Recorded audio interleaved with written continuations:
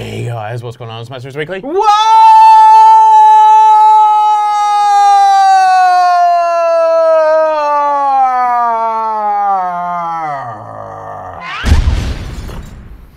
Another delicious intro to MassiveJoes Weekly Word episode 129. Nevos. 129. Thirsty work there, mate. Just straight in. Got some Utopia. Hasn't said a fucking thing. Needs a drink. Utopia. Yeah. American Minos. Unbelievable. Jam-packed episode of Weekly Word for the viewers at home today. We have a lot to get through. We actually haven't done Weekly Word for a couple of weeks. We're back to fucking fortnightly word at the moment. Well, it's 3 weeks? 3 weeks. Back to monthly word. MassiveJoes monthly word. We've been busy as fuck, but we're back in this bitch. It just means that you guys get more content in this episode of Weekly Word. Topics of discussion. All right, so we've got back in stock, new products coming soon, ASA, Supplement Simplified Seminar. AskNeve. AskNeve.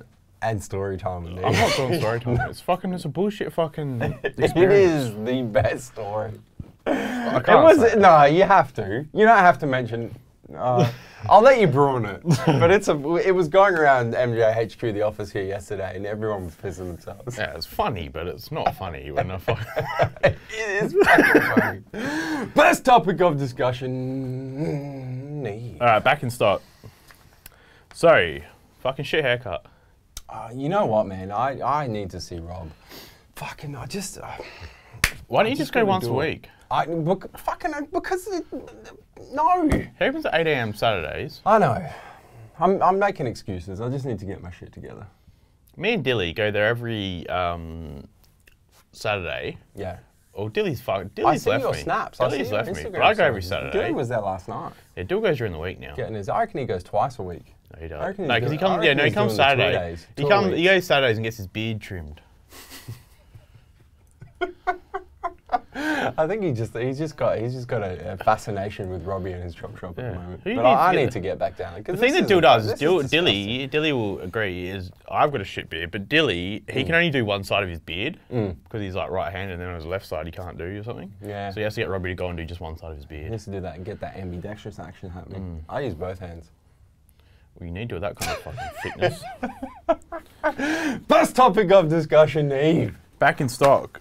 So after all the customs issue, we got MTS. I feel like you've got my copy. You do. You've got my copy. You fuck. Well, you got both copies. How am I supposed to know what's going on? I don't hand out the sheets. All right. So we got MTS drop factor greens and uptake back in stock. Man, big shipment of MTS. All of your favorites back in stock. All flavors as well. I might mention. Core ABC, Fury, Burn, Pump, Zap, ISO, ABCD, all back in stock. Everything core. All flavors, all sizes, fucking everything. Everything, Neve. Yep. America Labs, Patriots Way, Red, White, and Boom back in stock. So Patriots Way, we have double stuffed, which is the cookies and cream flavor. We have Yosemite S'mores, which is the delicious flavor with the real marshmallows and chopped chips in it. We don't have Fortuitous Keepsakes. We're still out of stock of that because America Labs is out of stock of it. Well, when this order shipped, they're out of stock. So that's the only flavor we don't have in Patriots Way. Red, White, and Boom, both flavors. Staunch Nation, Koala Freak, Zero Stim, Prairie G, BSAA, and Creatine 5, all back in stock. Everything Staunch Nation, all flavors. Ghost Legend, Amino, BSAA, and Size, all back in stock. Everything Ghost, all flavors. TMJ Apparel snapback hats. Yes, I was going to say all sizes, but then we come in one size with the snapback. But all colours available back in stock in the TMJ snapback hats. TMJ Apparel pillboxes, wristbands, and lanyards all back in stock. Everything, all sizes, all colours, fucking we're pretty much in stock of everything at the moment. It's a good time. It's looking good. It's real good. Next topic of discussion, Neve. New products. So we got MTS Ruckus V2, the reformulated version. Well, it's not V2, but it's reformulated. It's still called Ruckus. It's not called. We're calling it Ruckus V2, but it's really just Ruckus. But it is a reformulated version. So the formula has changed quite significantly. It's quite different to the OG Ruckus. It's now 25 serves per tub compared to 20. And 2 flavors, so blue raspberry and pineapple. Raw review, I think Bosch and I are going to shoot a preview on it tonight, I reckon. So preview will be up real soon, and then raw review to follow after that for the all-new Ruckus. We're either going to train shoulders or... No, I think we're going to train tris tonight. I think it's triceps. I don't know, I'll speak with Bosch, I'll organise it. Anyway, new Ruckus, available in stock. MTS Machine Fuel V2. Yes. Now this is cool. This is we've spoken about this before. I don't know why this is new products. Probably because all the flavors are in now and all the sizes. So Machine Fuel, as we know it, is now the reformulated, new and improved version of Machine Fuel. Now with electrolytes and better flavors as well. So there's 5 flavors.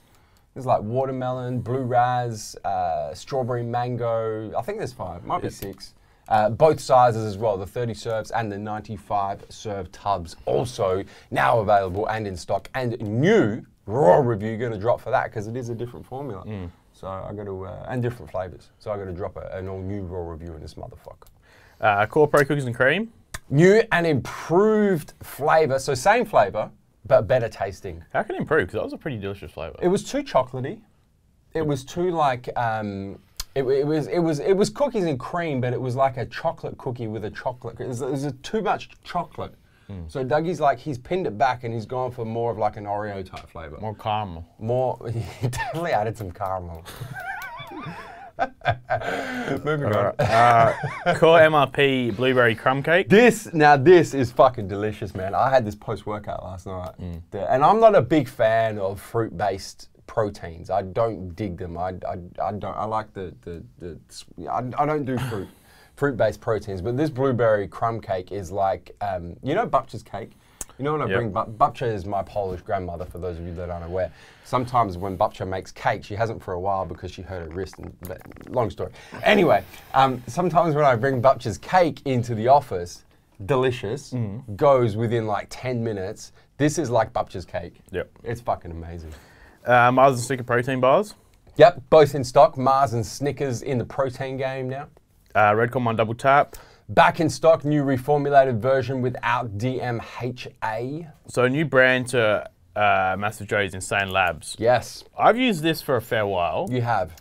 And I've been a big fan of it. So Insane Focus, Insane Cuts, I Am God, which is their pre-workout, Psychotic, which is a different pre-workout, Insane Veins, which is their pump formula. So I've been using I Am God and Psychotic as my either swapping up between.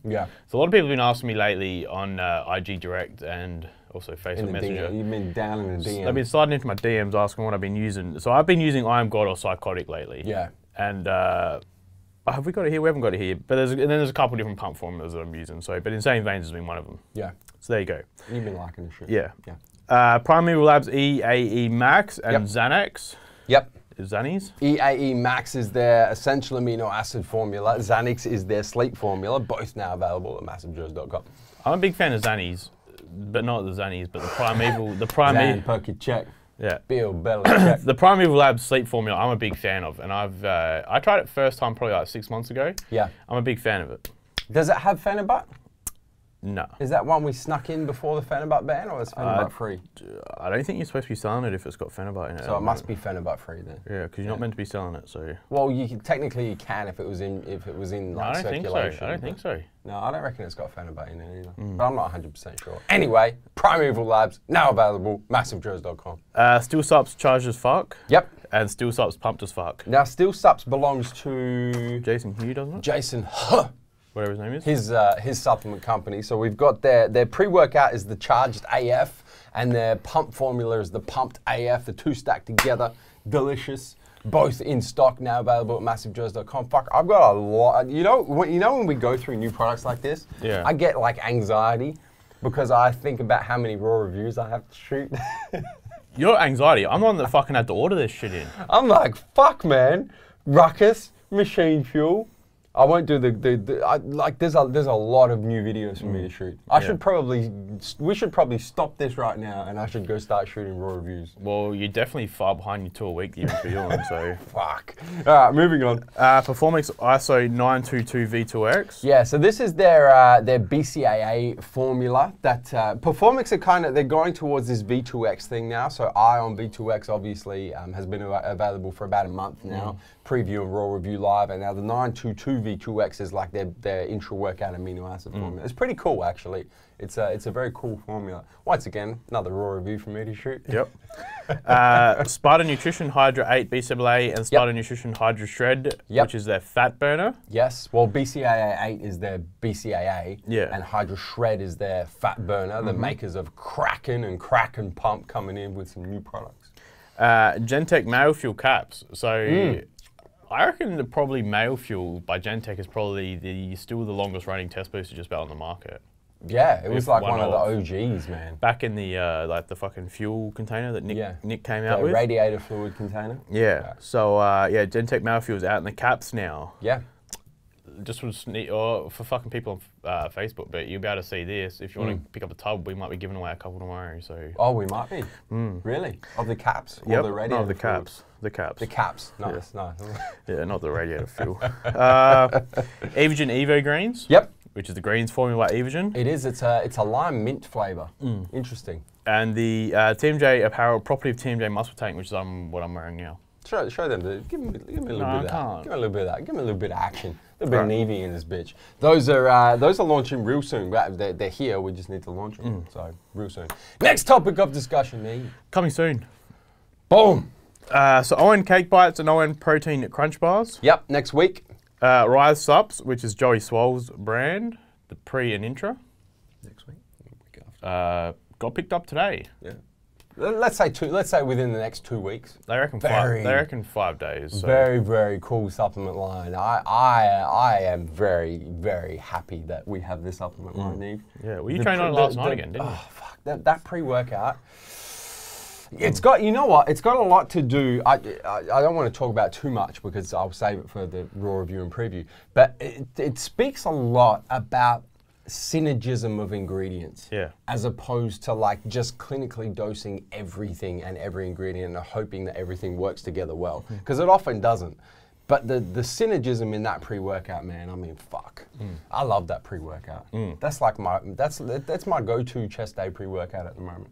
And arm day. And arm day, I used it last night. I can't use it tonight, we're shooting preview, but if I could, I would. And we're all out, so. Yeah, well, there you go. Yeah. Rhino Pump Black. Yep. Rhino White Monster, which is the pre-workout. So if you remember, muscle sport products, right? Yeah. If you remember the green apple flavour was a limited edition. Yes. So they've replaced it with the White Monster. Oh, so this is just a new flavour. It's just a new flavour. It's not a new product. Shit! I thought it was a new product. Okay, cool. So the White Monster flavour of Rhino Black. Yeah, it's meant to mimic White Monster. White Monsters. There you go. Like the would have picked one of the 7 other fucking flavours available. I hate White Monster. So they were trying to go for that energy drink kind of flavour. Right. Yeah. And anyway, limited edition flavour taken over from the green apple from last year. All right, now these next few here, Neve, you might want to strap yourself in for this one, viewers at home. So Ghost Protein. Yeah. And Storage Proteins, Kangaroo Milk and the Whey Isolate will be here within a couple of weeks. Let's say within 2 weeks. Yeah. And these proteins, I don't think we've seen hype and demand for a protein pretty much since like MTS Whey launched. Yeah. As much as there is for the Ghost Proteins and the Kangaroo Milk and the Whey Isolate from Staunch Nation. Yeah. So prepare yourselves, and when the shit drops, because we will sell out, no fucking doubt. They're not sending us enough. No. But if you guys want to try these proteins, like be prepared, because when they drop, you need to like just be fucking straight on that shit. Blessed plant place. You've spelled fucking plant wrong here. Have I? Plant. Prant. And I'm trying to read it off. I'm trying to read it off the paper like a fucking knob. You know what you would be? Like Anchorman. The fucking teleprompter. I'm gonna put next agenda. I'm gonna put something in there. I'm just gonna see if you read it. Just be shits and giggles. I legit tried to say prant 3 fucking times. Blessed plant protein. That sound right. Shit, blessed plant protein. Yeah. So blessed or blessed, whatever you want to call it. So this is EHP Labs. Sister company. It's EHP Labs, man. Get the fuck out of here, sister company bullshit. No, that's what it's EHP Labs in a different brand, in a different label. Companies do this. They do it. I mean, fuck, Doug did it with Core America Labs. Yeah. Split the brand up and kind of focus with different things on different brands. This Blessed company is it's an EHP Labs brand, but this is more targeted at the all natural vegan market. And their first product is their plant protein. their plant protein, which will be here next week. You know what I think's stupid? It's actually is it a pea protein? Pea protein isolate, I reckon. I think it's stupid for a supplement company to do like vegan shit. Because your target market is that small. I could say something about veganism right now. Don't say it. Don't say it. But I'm going to leave my personal opinions. I just don't see why companies are going like, wow, you would create an entire brand when EHP Labs do EHP Labs so well. Yeah. Why'd they create an entire like natural vegan range when the market is that small for it? We need to have this discussion, but I don't want it to be in the public domain. And now we've got Facebook Live over here, and we can edit this out, but then the Facebook Live will hear. We need to have a discussion later on in the boardroom with no cameras around. Anyway, moving on. So the best things are discussed. It is. It is. Fulfill protein bars. Yes. When's the timeline on these? Well, the boys created them yesterday online. Yeah. We just need to drop the PO and it should be, Are they ready to ship? Like, are they good to go? Yeah, Derek's hitting me up. Derek's hitting me up for them, so. These are really cool, guys. These Fulfill protein bars, it's refreshing when you get a new, like an actual novel new supplement in a particular category. And these Fulfill protein bars are real cool because they're not just protein bars, they're vitamin bars as well. So you get like full RDIs of like a full spectrum. It's like a multivitamin bar almost. And in addition to that, the bars are fucking amazing. Like the flavors are like... Do taste good. Oh, goddamn. And these would have to be my favorite protein bars since probably Quest came out, back when Quest came out and kind of changed the game with what they were doing at the time. And now everyone's fucking copied Quest. But Fulfill is like legit, like different. Yeah. And I'm excited for it.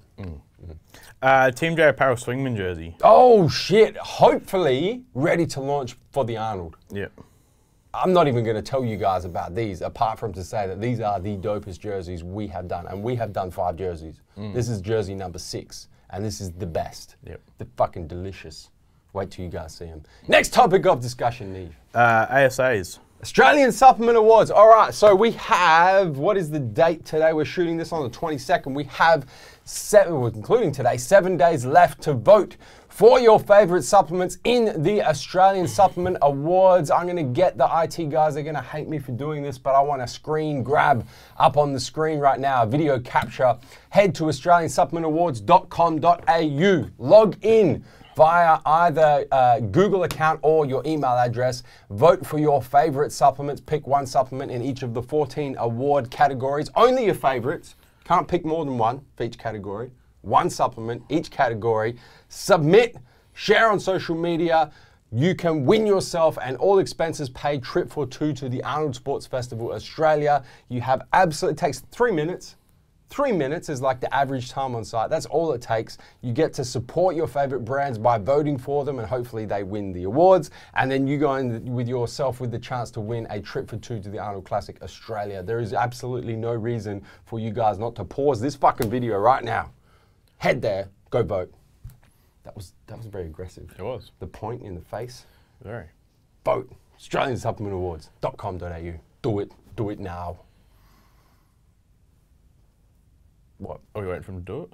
Yeah. that was pause for Australian Supplement Awards. And welcome back. Next topic of discussion, Neve. Supplement Simplified seminar. Okay, for all of our ADL fans, Supplement Simplified, the seminar going down at MassiveJoes Seaford next Wednesday. We have limited space in Seaford because it's one of our smaller stores. We've limited it to 50 people, and that's going to be squishy. In Seaford. So maximum 50 people. I checked this morning, we've already allocated 30 of those 50 tickets. So if you guys are interested, link is in the description box down below underneath the Australian Supplement Awards link to Eventbrite. Go and register, get your tickets. I don't want you to miss out if you guys are keen. Come along, it's completely free, but we do have a maximum of 50 people. Awesome, awesome seminars. If you're interested in learning more about supplementation and how to choose the correct supplements to help you reach your health and fitness goals, whatever those goals may be. As presented by myself and the Big Swole Bear too. Yep. So yeah, it's cool.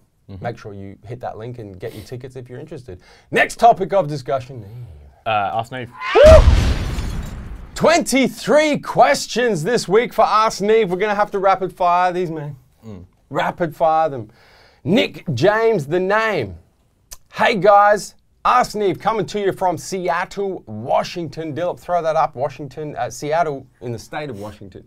in the United States of America. What are your thoughts on BioGrow? I'm not sure if it's allowed in Crocodile Dundee country. Love the daily updates. I'm a big fan of BioGrow. We don't stock it anymore. We used to. I guess the kind of... Why don't we stock it? Does Isotor even bring it in anymore? I'm not even sure. But there was a very good reason why we stopped stocking it. Why do we stop stocking it? Because of Overtraining Solution. Yeah, true. But Overtraining Solution came and just absolutely smashed BioGrow. I was a big fan of BioGrow when we had it, though. Yeah. You were too. I'm a big fan. BioGrow is effectively bioactive peptides. I'm a massive fan of it. I use Overtraining Solution every single fucking day. Massive fan of it. But so far as BioGrow goes, I don't even think that they sell it anymore in Australia. I don't think so. I think it got killed by Overtraining Solution. So, there you go. Phil Spencer. What's up, fellas? Phil, currently working over in Leipzig, Switzerland. It's Nathan. Phil, we'll get back to Nathan. Phil travels a lot. I feel like every time Phil is from the UK originally. I feel like every time Phil asks a question, he's in a different part of the world, which is good because it's a geography lesson for Big Neve. Yeah. Throw that up, dude. Leipzig, Switzerland, in Europe, somewhere, Switzerland. While traveling with work, I'm always struggling to eat the right thing. So my question for Neve is about your typical day of eating.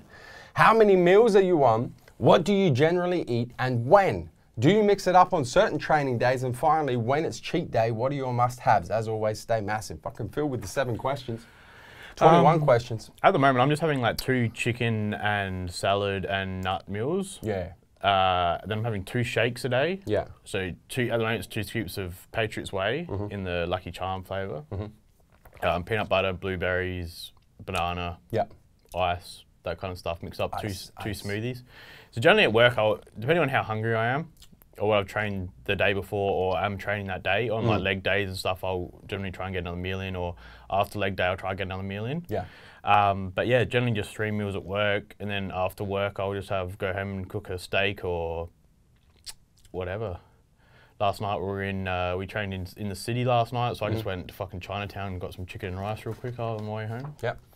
I don't count shit, and I don't really worry too much, but I know it works. Cheat meals? I haven't had a cheat meal in ages. Yeah? Like, the thing, I don't have cheat meals, but when, for example, it was Boss Josh's birthday here yesterday, we had Krispy Kreme donuts, so I had a couple donuts. So yeah, I don't really have cheat meals as such. It's just I'll have a treat here and there. Like, I don't really fucking restrict myself too much. You're definitely, these days, you're kind of erring on the side of flexibility with your diet, aren't you? Yeah. Like, you've got your... I don't eat shit, though. You've got your parameters set up. Yeah. But you're like, you know what? If I feel like a fucking Krispy Kreme on Boss Josh's birthday, I'm going to have a fucking Krispy Kreme. Whereas 2 to 3 years ago, I would have fucking gone and sniffed the box for fucking 5 minutes, but I wouldn't have eaten it. Or you would have taken the box around the back near the trash No, but then that was the thing, is then on Saturday night, then I would have gone and eaten like 4 days worth of calorie intake in one meal. Yeah. Which isn't healthy You've definitely found that happy medium. Yeah. Haven't you? Yeah. Nathan Sheepy. Hey fellas, Nathan from Sydney, New South Wales, here in Australia. Does drinking BCAAs or EAAs before/after a night benefit in any way? I think he's talking about a night out. They've been on the piss and the pingers and shit. Yeah. You reckon that's what? Because it doesn't really make sense. Before, after a night. Before, after a night. Yeah, so you reckon he's referring to a night on the pingers? Well, it's got to be before, after. I'm not saying, I'm saying like a big night out. If you're dehydrated. That's what he's saying, right? If you're dehydrated, am I legit answering like seriously here, or? I suspect that's the question that Nathan's asking, or else it doesn't make sense. Does drinking BCAAs or EAAs before/after a night all right, we don't condone the use of recreational drugs or anything here. No. If you've been out on a night of drugs and you might be dehydrated at the end of the night, then perhaps some EAA mixture might help you. Even alcohol though? I don't think alcohol. I think if you've gone and drank, you've lost it.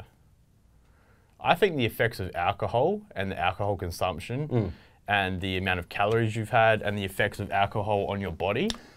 BCA, no supplement's going to save you, brother. No, that's what I'm saying. That's what I'm saying. Like, alcohol is your fucking worst thing you could be doing in terms of your physique goals and going out and doing things. So I think that if you've gone out and the effects of like the excess calories, the excess carbs, the effects of alcohol on the body and the body processes, the reduced testosterone, yeah, just all of those hormone effects. GABA receptors. All of those effects. Yeah. I think the last thing you should be worrying about is going and having an EAA drink before you go and fucking close your eyes. Like that's some Neve real talk right there. But yeah, I mean, yeah. So I think if that's what you're referring to, I think you're fucking wasting your time. Khabib, oh fuck, look at this name. Khabib Nurmagomedov. Khabib Nurmagomedov. Here from Dagestan, Russia. We haven't had a question from Russia for a while. Go and find Dagestan, Russia on the map. Show the viewers where that is. Khabib wants to know, I have a question about intra-workout nutrition.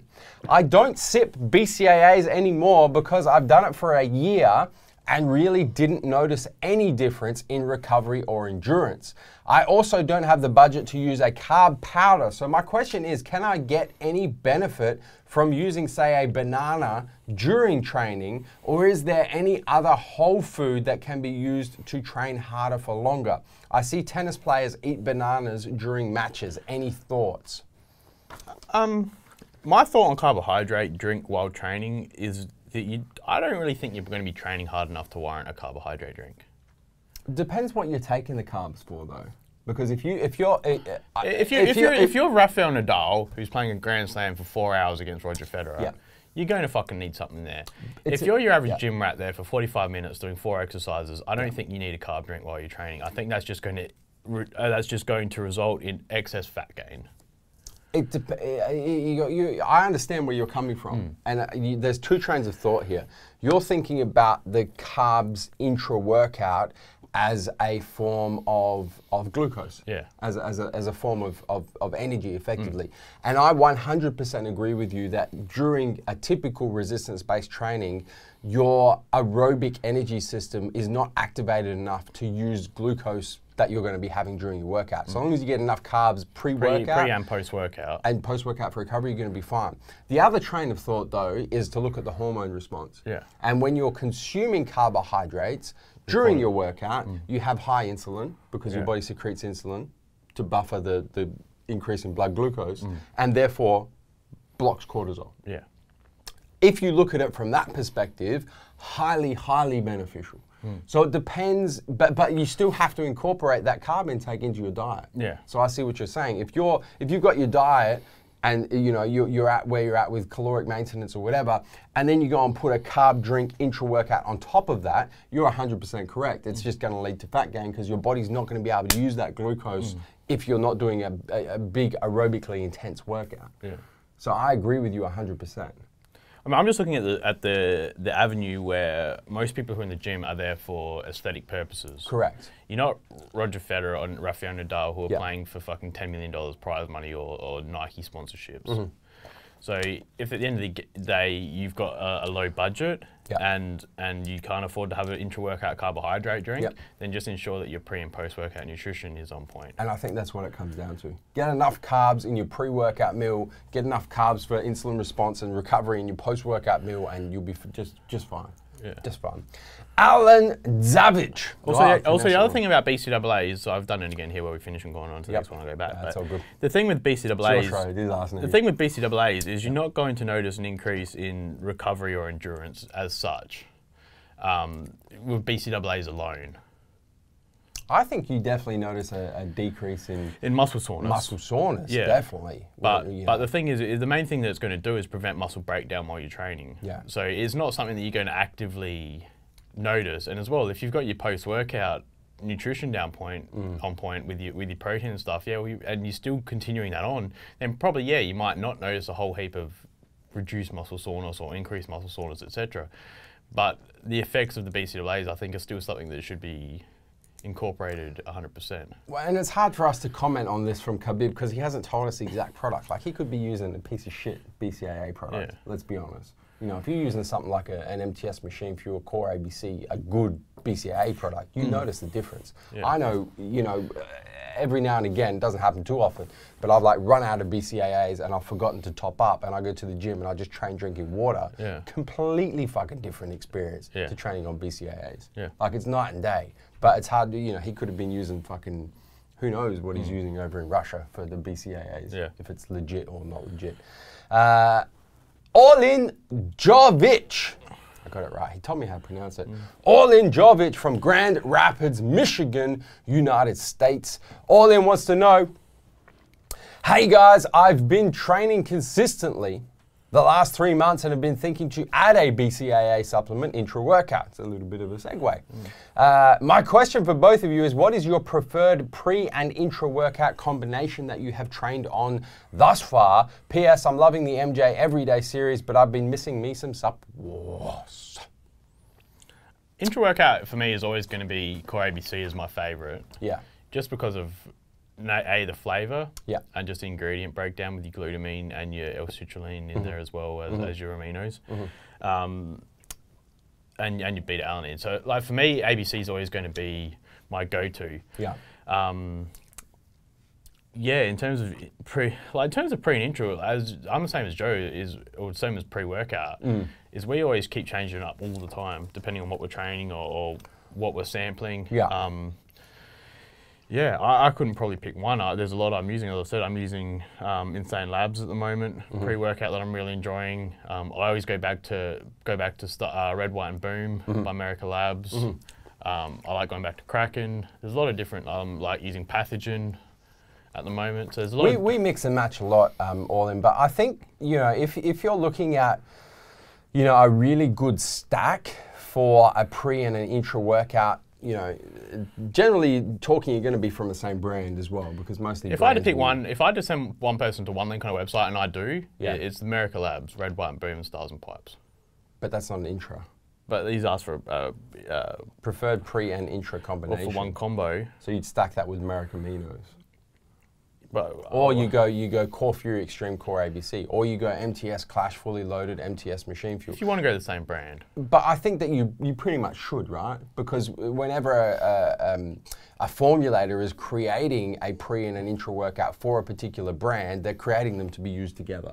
So I think that's probably the answer to your question there, Orlin, is pick a brand that you really like and then stack their pre with their intra. That's going to be the your safest bet. If I had to pick one brand to do that with, it'd probably be MTS, man. To be honest, I'd go Clash Fully Loaded. I'd stack it with Vasky, and then I'd have Machine Fuel Intra. That would be like my pre and intra combo, in my personal opinion. Lee Rushworth Clays.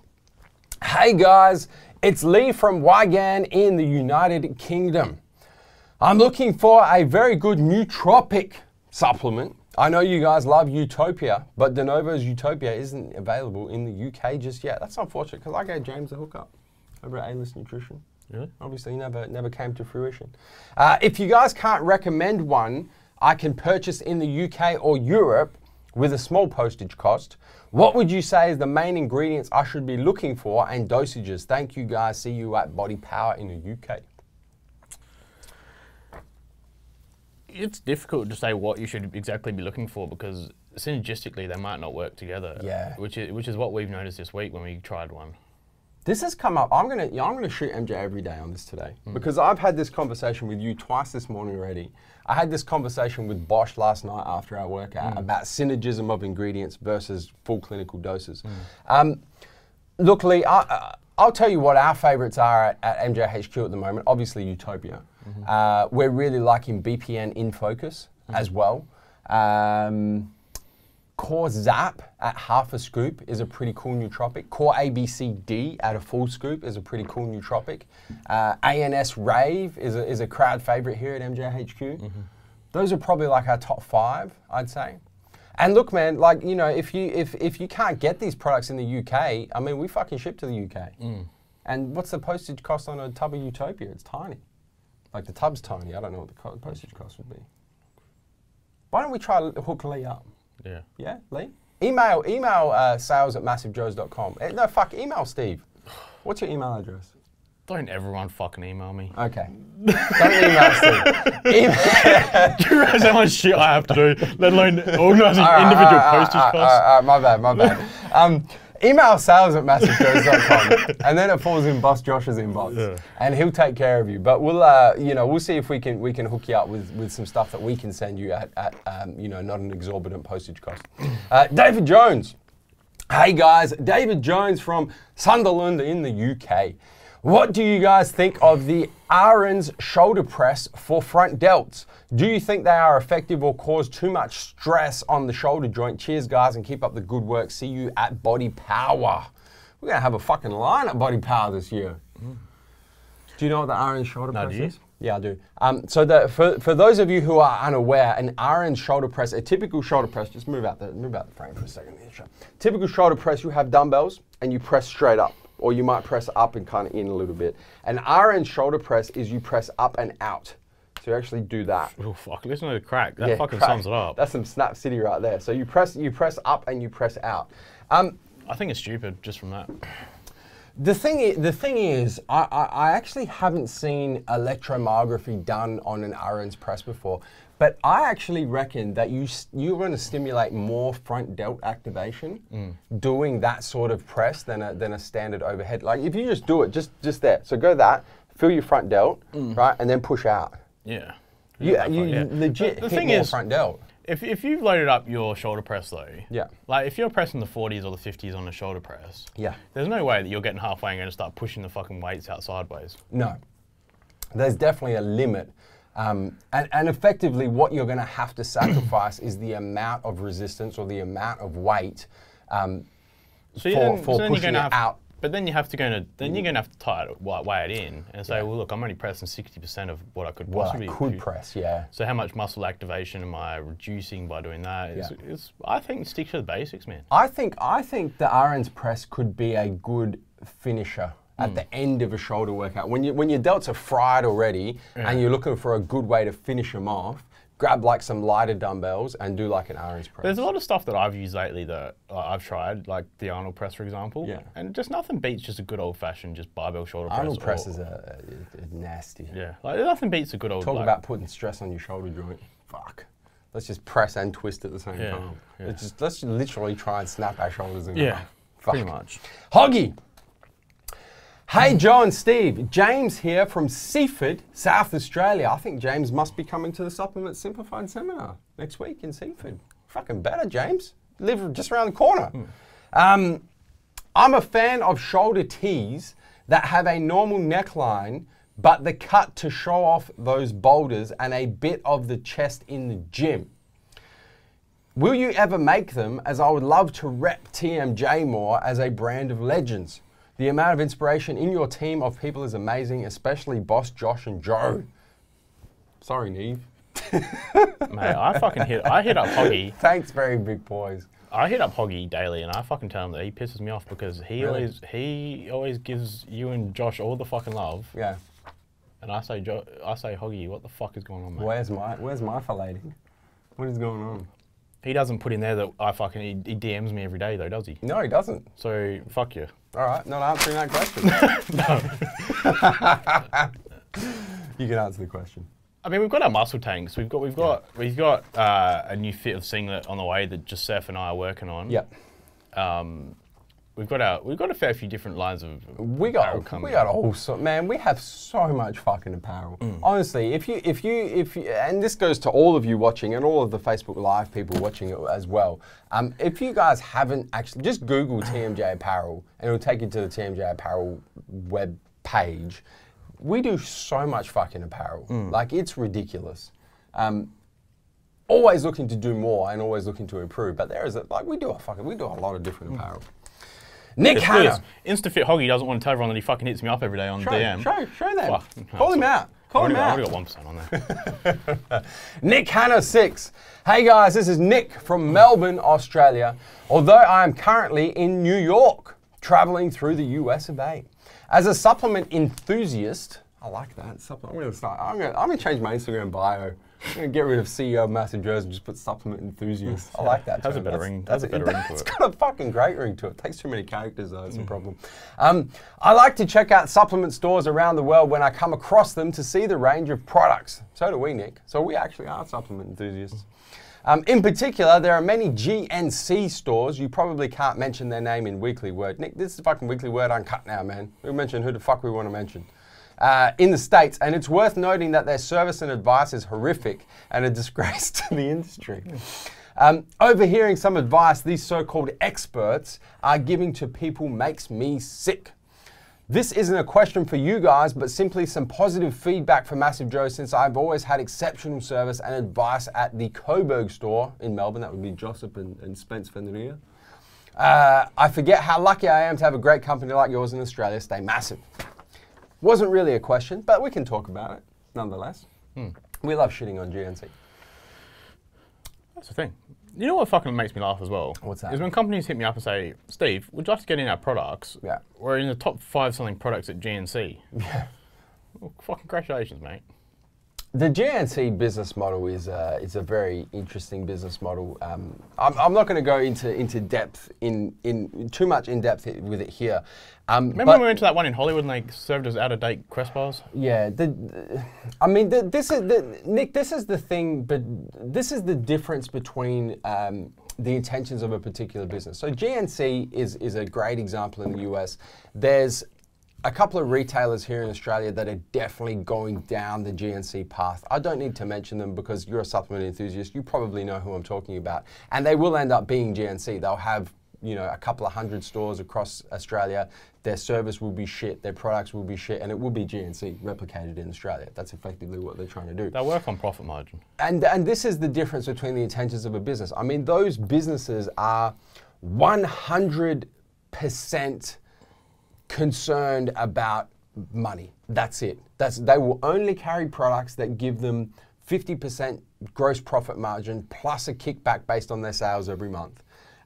They will employ people who have no experience that are cheap because their wage cost is low. And it literally is a money turning, making machine. You look at companies like us, and we live this life. Of course, we have to make profit. We have to make money because we wouldn't be in business if it wasn't for that.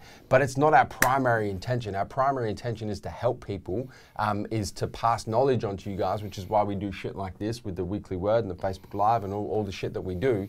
And it's a different intention. And as a consumer, I'm happy that you can see that, because that really is the end result. The net effect is that we want consumers to understand that, is that, you know, we're here to help, we're here to get you the best products regardless of profit margin, and our primary intention is to actually help people through supplementation. When a company's boss gets an email at 11 AM to say that their fucking staff haven't been selling enough products with a high enough GP, yeah, you know there's a problem in the industry. Big problem. Yeah. Whereas we get emails at 11 AM from, you know, guys like yourself saying how fantastic our customer service was at a particular store. And it happens like literally every day. So it's good reinforcement that we're doing the right thing. And I'm happy that you've made this comment on Weekly Word, because it shows everyone that's watching that there is, you know, as a consumer, you have a choice. You can choose to support companies that are only interested in how much money they can get out of you, or you can choose to support companies like us where you're actually going to improve your life through health and fitness. That's what's up. Adam Lloyd. Hey guys, Adam here from Newcastle, UK, not Newcastle, Australia. Dillip, don't fuck that up. Newcastle, UK. I'm currently in a maintenance phase, having recently finished a long cut, losing 25 kilos of fluff over the space of a year. That's a fucking round of applause, man. That's legit half a kilo a week every fucking week for an entire year. That's shreds right there.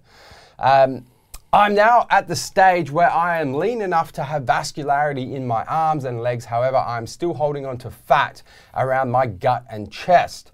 I've tried manipulating my carbs and fats to no avail, and I'm now considering taking Core Hard as a way to combat these stubborn areas.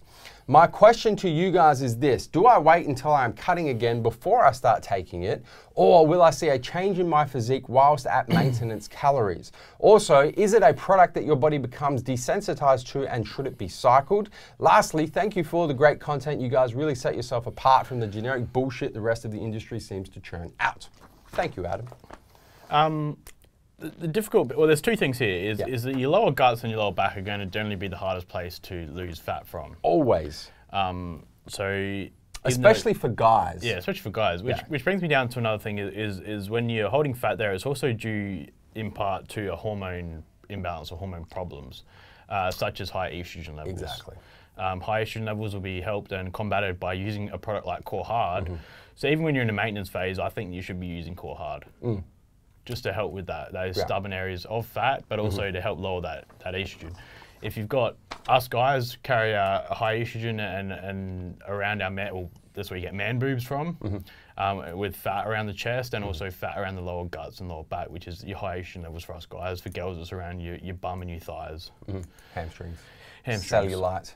Yeah, so it's definitely going to help. Joe cycles Core Hard year round. Don't you cycle it? I don't cycle it. I use it year round. I use it year round. I never stop taking Core Hard because I don't think it needs to be cycled, in my personal opinion. I think on the tub it says it. I don't cycle it. I use Prime by ATP Science. Yeah. Which is a very similar product. Yeah. With similar effects. I don't cycle that. I use that all year round. Year round. Yeah. So the question is, do I wait until I'm cutting again before I start taking it? No. Start taking it now.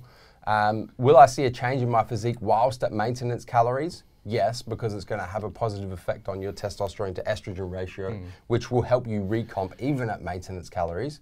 Is it a product that your body becomes desensitized to, and should it be cycled? No and no. The thing is, as well, is I've found that your body's a lot more receptive to these kind of supplements as well when you're at a lower body fat. Of course, because naturally, the lower your body fat up to a certain point, I'm going to say the lower your estrogen, but what I'm really trying to say is the more ideal your testosterone to estrogen ratio becomes. And that's really, like you said, high estrogen, but you can have high estrogen provided your T to E ratio is ideal. Like if you've got super fucking high testosterone, you're probably going to have high estrogen just because of the fact that your T level's so high. Yeah. And it's not so much that the absolute number that you're after with testosterone and estrogen, it's the ratio of the two. So you want that ratio of testosterone to estrogen to be as high as it can be. And that's really what Core Hard is going to help you achieve. Yeah. Thomas Soto. And as well, I've done it again, but Core Hard as well will help lower your cortisol levels. So your body, if your stress levels are a bit high and you've been under stress from your dieting and from your increased cardio, from those kind of things, then it's going to lower your cortisol levels, which is going to assist you with that fat loss anyway. So and assist your testosterone to estrogen. Absolutely. Thomas Soto. Hey guys, Thomas from Philly, USA, baby. It's Philadelphia, baby. I'm looking into Laxogen, and in your writing it says 50 milligrams to 150 milligrams a day depending on lean mass, but what is the dose per lean mass? It's so new that I can't find any info on what my specific dose should be. I was going to go with 100 milligrams just to be in the middle. I'm 5'10" and lean weight should be about 175 pounds, which is 75 kilo? Yeah, about 75 kilo. Thanks guys, and stay massive. You're using about 100 milligrams. How much are you using today? What? Okay, so Tom, you're in luck because I've done a fair bit of personal use with Laxogen. I've been using Laxogen for over a year. It'd be over a year. How long is that? Because we've been in triad. It's been actually so fucking probably coming up to 2 years, and I've messed around with different dosages because I wanted to see. What if you hyperdose, if you superdose, is there any added benefit? Like how low can you go to still achieve the same benefit? And what I've personally experienced, I think that a good ballpark general rule of thumb figure for Laxogen is 1 milligram per kilogram of lean body mass per day, spread across 2 to 3 doses. So if you weigh at the moment, you're saying your lean weight 170 pounds, 75 kilos, I would be getting 75 milligrams, and I think ideally in 3 doses of 25 milligrams. One first thing in the morning, 1 dose before you train, and 1 dose before you go to bed. That's what my personal opinion. And I'm not basing that on science or fucking anything. I'm saying I've tried with different dosages, and I think that 1 milligram per kilo of lean body weight is like spot in the middle right there. Yeah. Split across 2 to 3 doses. Fight 2913. Hey guys. No, he hasn't told us where he's from. Geneva. Geneva. All right, Fight 2913. His name's Frank. He's from Geneva in Switzerland. Hey guys, last week Joe said he counts working sets instead of exercises. So is there a magic number for each muscle group, be it sets or exercises, that I should be striving for each workout? And does that number change per muscle group if trying to maximize my goal to put on size? personally, Joe will generally hit 5 working sets, and you hit 5 to 6 exercises, won't you? So you hit 25 to 30 working sets. Is that what you try and do? Yep. That's a good rule of thumb, but I definitely don't think that you should be basing it on a specific number. Like, I'm just saying, look, I've done 25 sets, I'm out. The thing is Frank, if that is your real name from Geneva, there's a lot of variables here, man. There's way too many variables to do. There's a lot. It's very difficult to give you a general rule of thumb because it's going to depend on what muscle group you're training firstly, how big that muscle group is that a strong muscle group, is that a lagging muscle group? How long have you been training for? Are you still getting newbie gains where you can come in, do 3 sets of bench press and your chest fucking explodes? Or have you been training for over 10 years like Neve and I, where to get chest growth, you need to go and do 25 working sets to get fucking an ounce of growth. There's a lot of different variables here, man, for us to be able to give you like a general rule of thumb and say, you know, for chest you need to be doing X number of working sets, for back you need to do X number of working sets. There really is no answer, and you kind of... And it depends on the exercise you're doing as well, the tempo you're doing, the weights you're doing. Yeah. As I said, all the variables. How much weight you're moving. I mean, if you compare my last 2 leg workouts, I did a fair bit of work on like the leg press. Yeah. So relatively like slow, time under tension, feet low on the leg press. Yeah. But that one exercise, I was nearly ready to leave after that one exercise. Yeah. I did a bit of like stiff-legged dumbbell deads and laying hamstring curls. My legs were fried and I was having trouble walking. Whereas like the week before that, I hit probably 7 or 8 different exercises for legs. I'm just going to say something here as well. I think, Frank, this is kind of, and I talk about this a lot, is people overthinking and overcomplicating and focusing on the 10% when they really should be focusing on the 90%. And in this situation, the 10% that you're focusing on is what's the magic number of working sets I should do for each muscle group. Whereas the 90% that you should be focusing on is getting into the gym, crushing the absolute fuck out of your workout every time you step in the gym, going absolutely fucking ham until you can't lift any more weight for any more reps. That should be your focus. And if one day for chest you end up doing 50 working sets, and for one day you just go absolutely ham on fucking one exercise and do 5 working sets, but at the end of both of those workouts you're completely fucking fried, that should be your focus. Don't get too caught in the details, man. Just get into the gym, lift some fucking weight. You know what I'm saying? Scandal. Hey, you very big boys. James from Western Australia. I'm going to say Perth, Western Australia. I'm 20 years old and currently do a push-pull legs split, then a rest day, then repeat. My nutrition and sleep is on point. Would you and Joe both agree that this would be the most beneficial way to train to gain lean mass as a 20-year-old? If not, what would you suggest in order to make as much lean mass gains as possible? Thanks again, long-time fan. As a 20-year-old, I guess...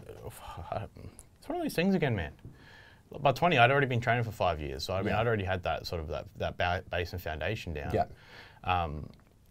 Push-pull legs works for me because I'm hitting everything twice a week, burning more calories. So in terms of me reaching my goals, it works for me.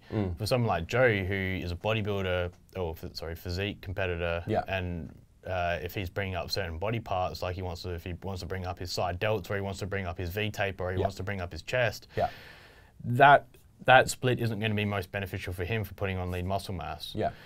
Because he probably doesn't need to go and hit all those push exercises. Let's make an assumption. Let's say James is 20. Let's say he's a newbie. He's probably still making newbie gains. Let's say, you know, if you started training at 17, you're still only 3 years in. If you're a newbie, I think you should be hitting every muscle group every 72 hours. So push-pull legs. So you're doing the right thing. I agree. I think as a newbie, push-pull legs, rest day, push-pull legs, rest day, perfect. But just make sure you're going ham. Make sure you're going hard in the paint. Make sure you're tripling down in this bitch.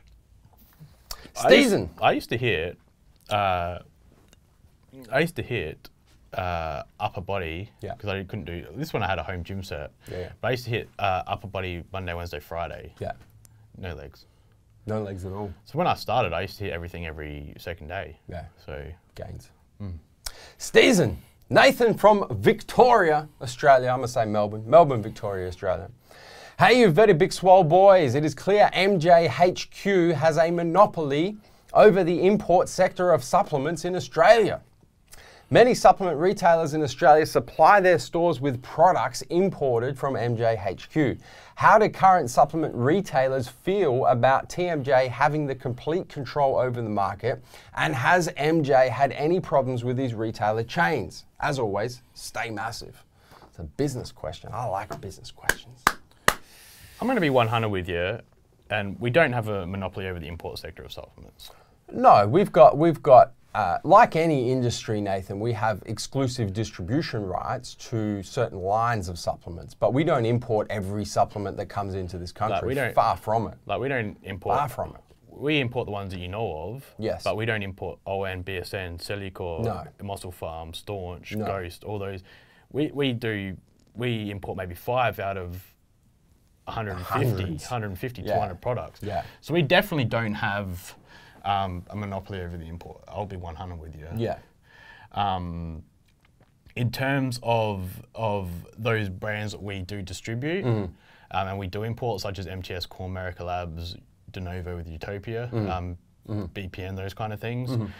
And the issue is that retailer chains do see it as a problem because they see it as supporting MassiveJoes by stocking our products.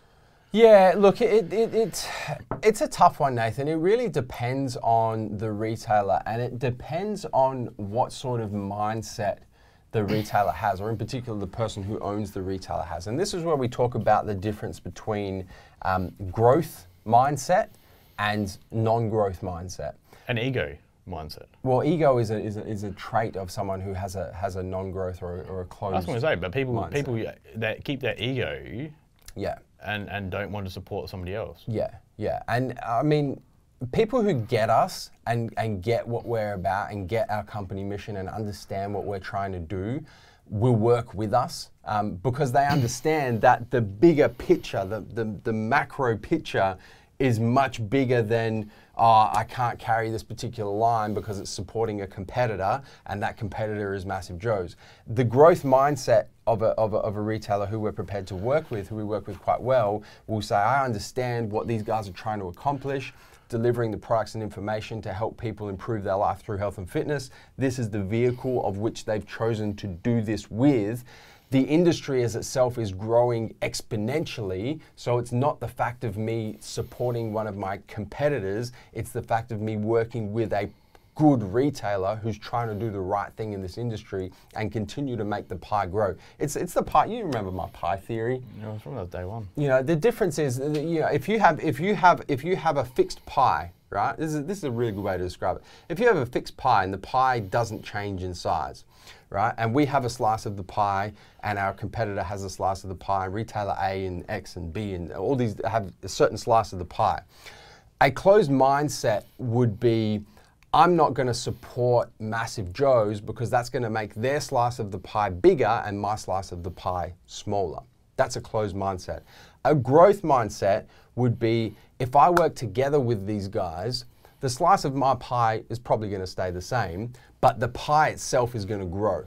So the size of that pie relative is going to get much, much bigger because we're working together to actually make the pie grow rather than trying to, you know, compete for different slices of the same size pie.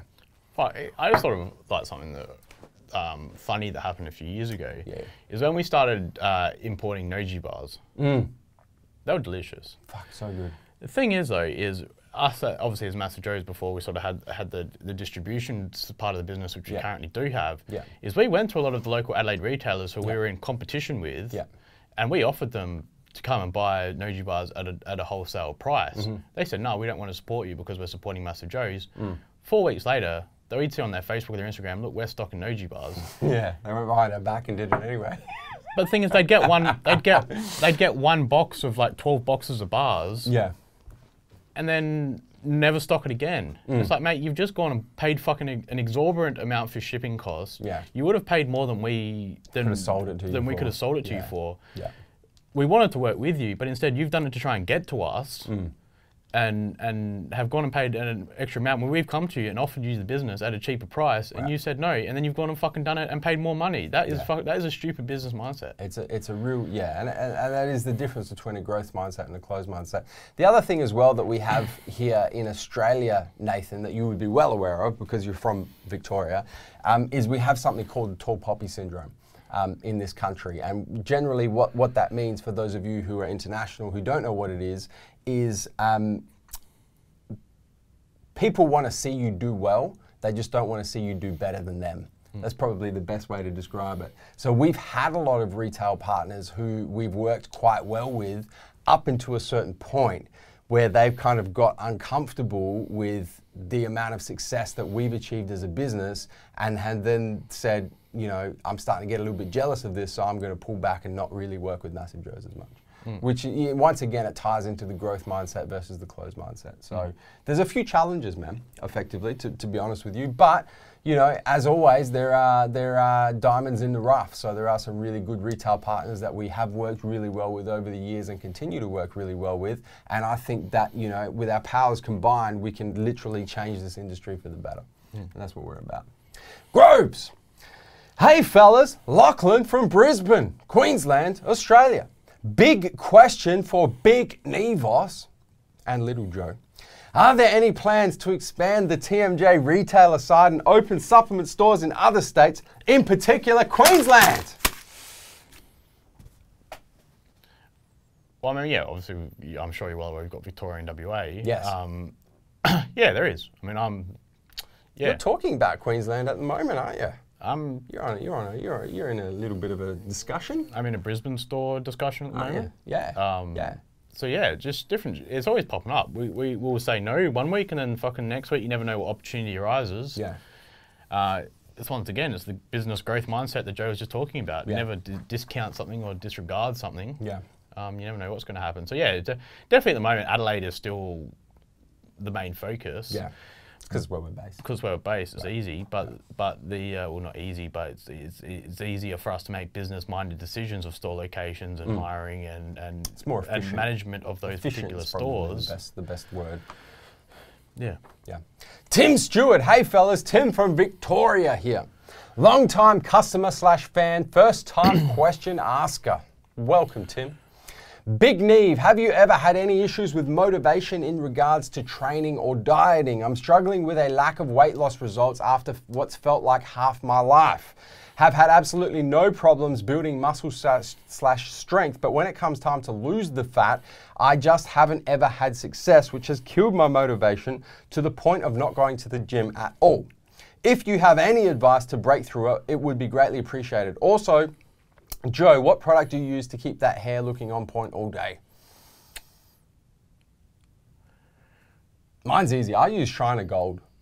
Robbie hooks me up, Robbie's Chop Shop. You used to use Suave. I did, but Robbie doesn't like them anymore. So he goes the Shiner. So I use what Robbie suggests, man. I don't give a fuck. Robbie's got my best interests at heart. Keep my shit looking on point. Yeah. Back to your question. Yeah, in terms of dieting, I guess it comes back to one of the previous answers I had with one of the questions is that I found what works for me and what is maintainable for me to work that isn't putting my body. It's not hard for me to diet at the moment because it doesn't feel as though I'm dieting because I'm still eating foods I enjoy. I'm still having Quest bars. I'm still having delicious shakes, but they're fitting within my macros. The thing about that is I am doing if it fits your macros to some degree, but the thing is I'm not loading it with fucking unwanted sugars and carbohydrates that people make the mindset of getting. In terms of my carbohydrates, my carbs are only the two bananas I have in my smoothies and possibly in a post-workout meal with pasta or with rice. So the thing is it's not hard for me to diet because it doesn't feel as though I'm dieting and I'm eating foods I enjoy. What you've done is you have found something that fits your lifestyle. Yeah. You found a method that fits your lifestyle. Yeah. That you're able to do over a long period of time consistently because it fits your lifestyle. And training for me is just second nature to me. So I guess everyone loses motivation at some point. Yeah. If somebody tells you that they don't lose motivation, well, they're crazy. There's days where you don't want. There's days that everybody doesn't want to go to the gym after work. That's right. There's days where Joe would work from be at HQ at 7 in the morning and he's still here at 7 and he's had meetings with the accountants and fucking filming all day. Like and, today. Yeah, and the last thing he wants to do at the end of the day is go train. Yeah. But the thing is there's the bigger picture at hand. Is Joe's, I mean, it's different for us as well because of being in, I guess, something that in the back of my head as well is being in the public eye, I guess. Yeah. If you stop training and your sort of body falls apart, I mean, we have to look the part for what we're doing as well, which is another big thing. Yeah. So yeah, I guess I just look at, everyone sees pictures on I guess I'm a visual person. Yep. So if I'm sort of lacking motivation, I'll go to YouTube and watch workout videos. I don't really like motivational videos as such, but definitely like pictures of like, something like The Rock. Like with his training pictures or training videos, and especially what the captions The Rock puts in his workouts. I mean, him training at 4 a.m. and then doing his weights and doing his cardio and eating. And if The Rock can do it, who's a fucking one of the busiest men on the planet, and he can get up at 4 a.m. and bust his ass in the gym, then fuck, it's not that hard to go put in an hour after work at 6 p.m. at night. Yeah. But then again, it's very funny, and this is something I haven't told you, Joe, but in terms of my personal development, I'll ask JB, and like just a few of my my family and stuff for what they saw my strengths as. And this was this year coming into a new role. I just wanted to see what people thought my strengths and weaknesses were. And everyone had my strengths as motivated, which I'd never saw. Whenever I thought of my strengths, I never put myself down as motivated as one of my strengths. But the 5 people I asked all had motivated as my #1 strength, which is very interesting. That is interesting. I'm a little bit hurt you didn't ask me. Well, I'll give you a list of strengths and weaknesses for Big Neve. Well, it was moving into the new job where you were the boss of, so I mean, it didn't really make sense. It didn't make sense. But moving into the new role, I wanted to see what areas of my life, work and personal life, I could improve on to get the best out of the job, which I was working for you. So there was no point fucking asking you. Asking me, exactly. So, are you happy? Next question. I went balls deep on that. You went really balls deep. Yeah. That's a Saturday night special right there. Tyler Mack, 1001. Hey guys, it's Tyler from Texas, United States. And sorry for last week, it's Lubbock, Texas.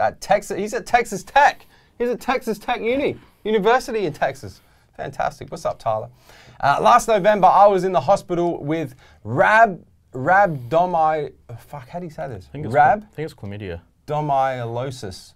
I think it's like proteolysis, I think. I don't know. And was told to tone it back a bit on my working out. Yeah, it is. I'm, for the most part, good now, but would just like to know if you guys knew of any supplements or specific lifestyle changes that I could apply to prevent it from happening again.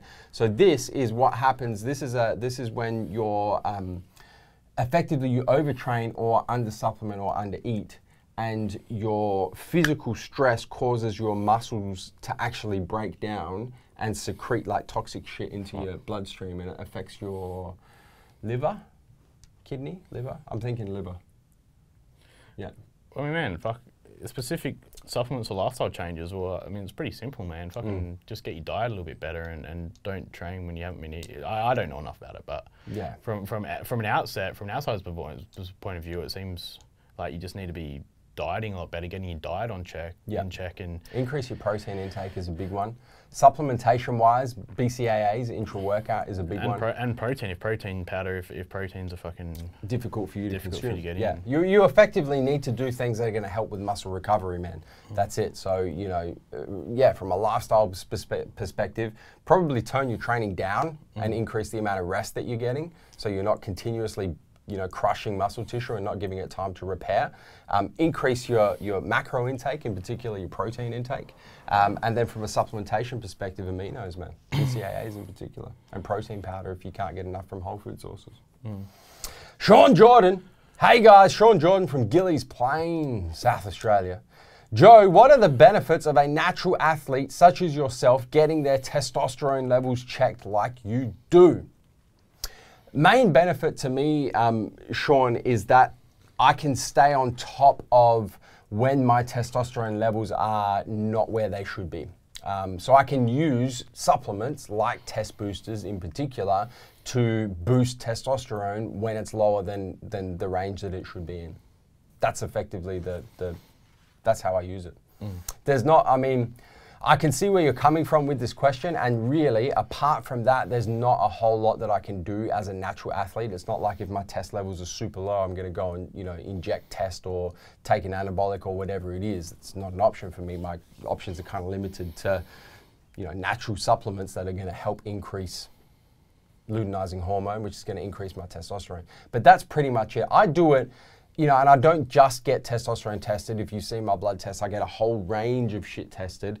I do it to stay on top of issues that may arise. So, you know, I'd prefer to know that my testosterone level is lower than it should be, my thyroid hormone level is lower than it should be, so that I can take measures to get it back to where it needs to be, rather than not know and fucking 5 years down the track, I've had low tests for 5 years, my thyroid's not doing what it's supposed to be doing, and I'm wondering why I can't build muscle and why my body fat doesn't drop.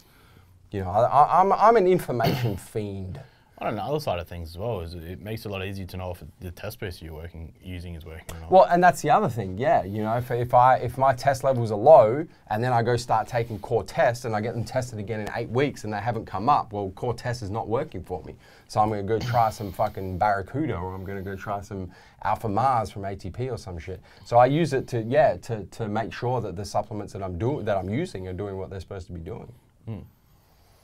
Cliff Medlin. Hey guys, Cliff from the ADL. I know you guys preach the extended hypertrophy, but are there times when a shorter / faster rep is better, like with smaller single muscle groups? This is in regards to fast and slow twitch muscle fibers, and do they respond differently to stimulation? Also, Joe, what's your all-time favorite biggest song? Hypnotize.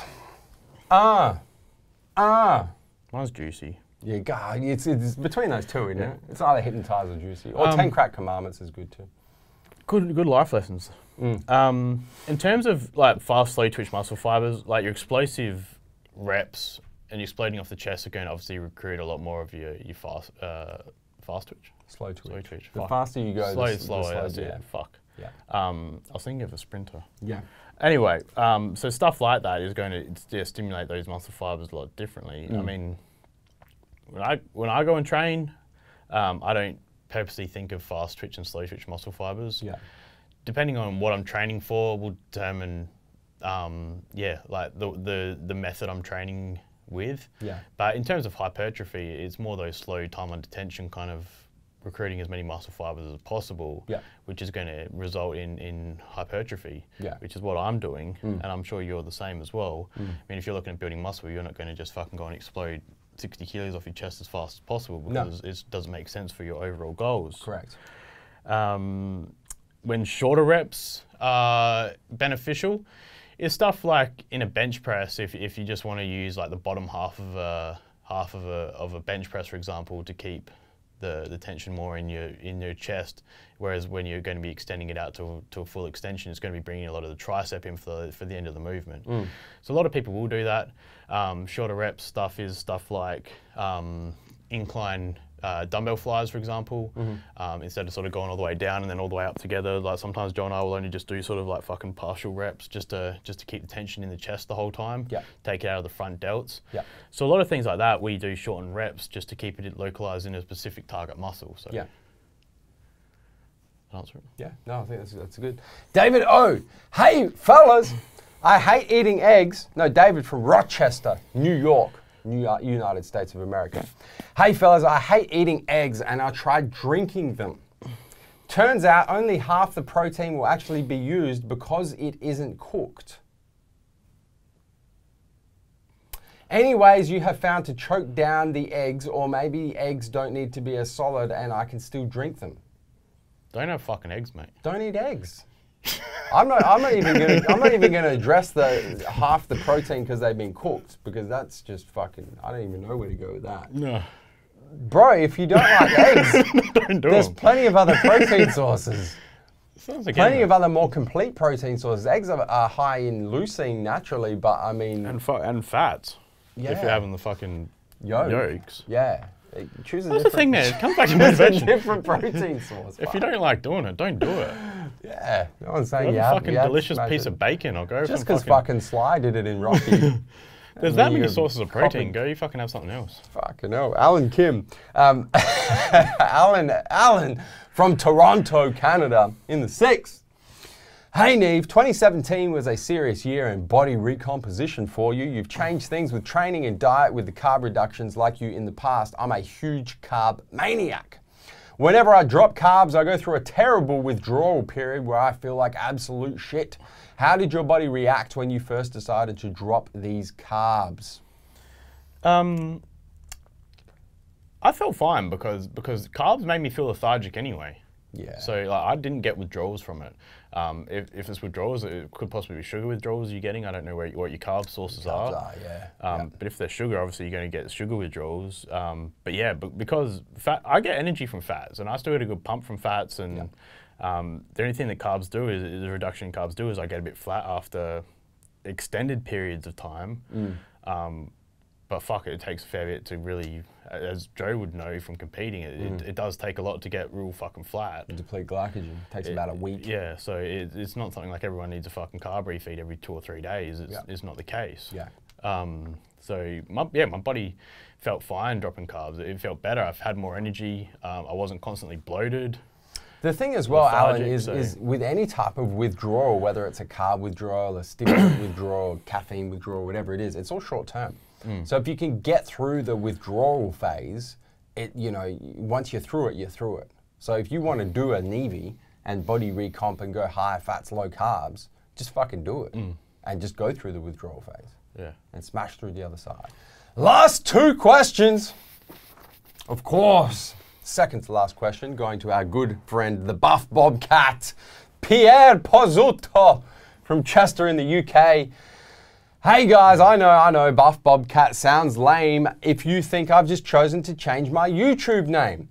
Let's just say you've both managed to reach the ultimate inspiration level with me, and I've started my own UK supplement company called Buff Bobcat. There we go. Performance supplements.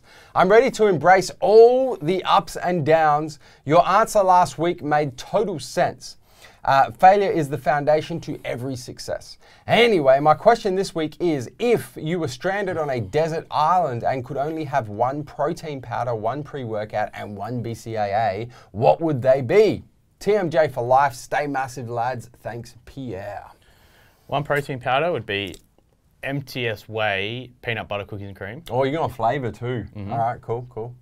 But definitely an MTS. Yeah. 1 pre-workout. Oh, just one. You can only pick 1, brother. Can't be doing what you do every day here and choose a different one. It's going to be Red, White, and Boom at the moment. And 1 BCAA is going to be Core ABC in Gummy Snake or Pineapple Strawberry. Yeah. I'm gonna, fuck. Protein powder has to be MTS Whey. I agree.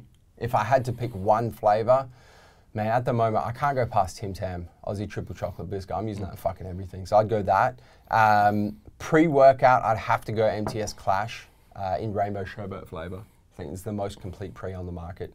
BCAAs, because I'd be looking for something to use intra-workout and also during the day, it'd have to be Core ABC in Australian Gummy Snakes. Last question. Pierre, congratulations on the new business venture as well, man. I look forward to hearing more about it. Last question.